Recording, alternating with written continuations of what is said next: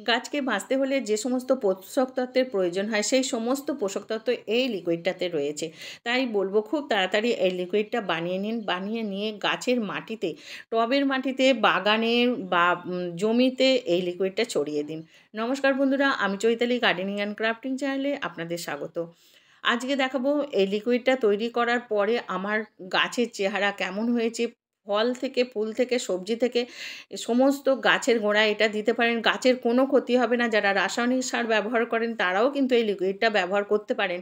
এতে কিন্তু গাছের কোনো ক্ষতি হবে না, আর গাছ খুব ভালো থাকবে। গাছের মাটির পিএইচ লেভেলটাও কিন্তু খুব ভালো থাকবে। এটা দেখুন আমি তৈরি করেছি। তৈরি করতে 15 থেকে 20 দিন পর্যন্ত টাইম লাগে।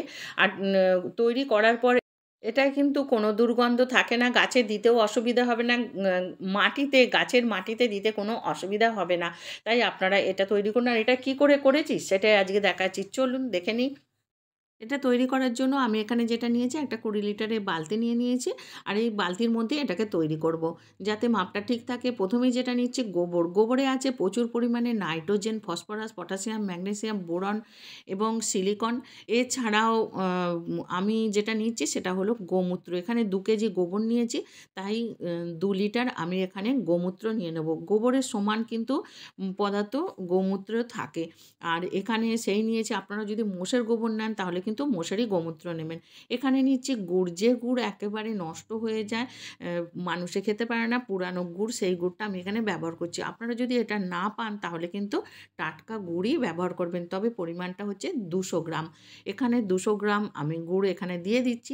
এই গুড়, এই যে জীবাণু এতে তৈরি হবে, সেই জীবাণু গুড় যখনই খাবে তখনই কিন্তু এটা হাজার হাজার গুণ জীবাণু বাড়তে শুরু করে দেয়। এখানে যেটা নিচ্ছি মাটি। এই মাটিটা সংগ্রহ করবেন এমন একটা গাছের গোড়া থেকে, যেটা পুরানো গাছ, যেখানে কোনো রাসায়নিক সার বা কীটনাশক দেওয়া হয় না, সেইখান থেকে এই মাটিটা নেবেন। তাহলে মাটিটা, এই জীবাণুটা খুব ভালো পাবেন। এবং এই মাটিটাতেই যে জীবাণু আছে, এই জীবাণু গোবর, গোমূত্র, গুড় এসবের সঙ্গে মিশে গিয়ে কোটি কোটি সংখ্যায় জীবাণুর সংখ্যা কোটি কোটি বাড়িয়ে দেয়, যাতে গাছের আরও অনেক পুষ্টি হয়।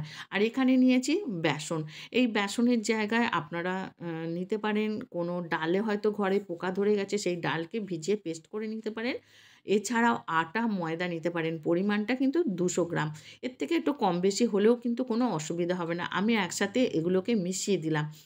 এখানে যে মাটিটা নিলাম, মাটিতে থাকে প্রচুর পরিমাণে জীবাণু। জীবাণু থাকার ফলে এখানে যে গুড় দিয়েছি, সেই গুড় জীবাণু খেতে শুরু করে প্রথমেই। তার মধ্যে ওরা জীবাণুর সংখ্যাটা আরও প্রচুর পরিমাণে বাড়িয়ে দেয়। আর জীবাণুর সংখ্যা যত পরিমাণে বাড়বে ততই এই লিকুইডটাতে তৈরি হয়ে যাবে nitrogen, phosphorus, potassium, magnesium, boron, iron. আর গুড়ে তো রয়েছে ফসফরাস, ক্যালসিয়াম। এর থেকেও আমরা এই লিকুইডটাতে পেয়ে যাচ্ছি। এইভাবে আমরা এটা তৈরি করতে দিলাম। আর এটা রাখতে হবে ছাওয়াদার জায়গা।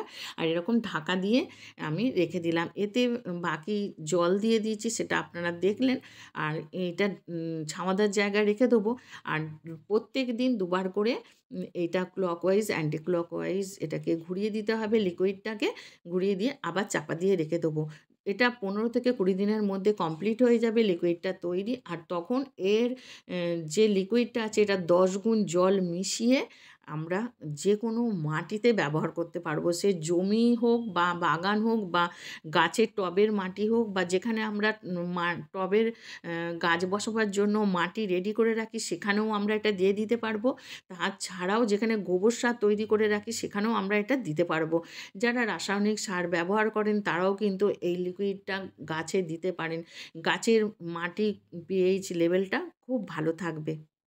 এই লিকুইডটার মধ্যে থাকে প্রচুর পরিমাণে জীবাণু। যে জীবাণু মাটিতে গিয়ে মাটির উর্বরতা শক্তিটা আরও বাড়িয়ে তোলে। আর মাটিতে এর মধ্যে থাকে nitrogen, phosphorus, potassium, magnesium, boron, silicon এবং এতে ক্যালসিয়ামের পরিমাণটা খুব প্রচুর পরিমাণে থাকে, যার ফলে গাছ খুব ভালো হয়।